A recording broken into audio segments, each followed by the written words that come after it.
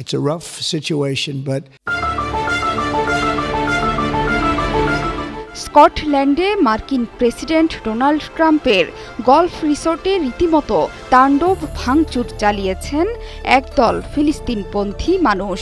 Golf রিসোর্টের মাঠে সবুজ ঘাসের মধ্যে বড় বড় অক্ষরে লেখা গাজা বিক্রির জন্য নয়। শুধু তাই নয়, বিশাল জায়গা জুড়ে বিস্তৃত সুদৃশ্য রিসোর্টের বিভিন্ন জায়গায় চালানো হয়েছে তাণ্ডব লীলা। কোথাও হাতুড়ির আঘাত, কোথাও বড় বড় পাথর ছোড়ার দাগ, ভাঙ্গা জানালা, দরজার কাচ। স্কটল্যান্ডের নির্জন প্রান্তের ওই ভাঙ্গা গলফ রিসোর্ট নিয়ে বিশ্বজুড়ে শোরগোল পড়ে গেছে, কারণ এই বিলাসবহুল রিসোর্টের মালিক আমেরিকার প্রেসিডেন্ট ডোনাল্ড ট্রাম্প। মাঠের অলরাউন্ডার আমি, আর ঘরের allrounder Tylox. Tylox toilet cleaner, clean মানেই টাইলক্স। সামাজিক মাধ্যম থেকে গণমাধ্যমে সব জায়গায় ট্রাম্পের রিসোর্ট ভাঙচুরের ছবি, ভিডিও ঘুরছে। কে বা কারা ভাঙচুর তাণ্ডব চালিয়েছে সেটি নিয়েও উঠেছে প্রশ্ন। এবার সেই ভাঙচুরের ঘটনার দায় নিয়ে এক্স হ্যান্ডেলে পোস্ট করল প্যালেস্টাইন অ্যাকশন নামের এক গোষ্ঠী। ওই গোষ্ঠী সাধারণত প্যালেস্টাইনপন্থীদের। পোস্টে তারা লিখেছেন, আমেরিকার প্রশাসন যখন ইসরায়েলকে অস্ত্র দিচ্ছে এবং গাজা নির্মূলের পরিকল্পনা করছে, তখন সেখানকার মানুষ চুপচাপ বসে থাকবে না।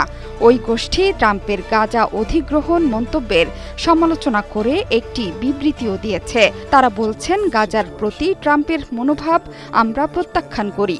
তিনি যেন গাজাকে নিজের সম্পত্তি মনে না করেন। এই ঘটনার পর স্পষ্ট যে ট্রাম্পের ফিলিস্তিন নীতি কিছুতেই মানতে পারছে না মানুষ। মার্কিন প্রেসিডেন্টের এমন হঠকারী পরিকল্পনায় ক্ষুব্ধ বিশ্বের কোটি কোটি মুসলিম জনতা। এবার ট্রাম্পের প্রিয় গলফ রিসোর্টে তাণ্ডব চালিয়ে তার কঠিন প্রতিশোধ নিল ফিলিস্তিনপন্থীরা।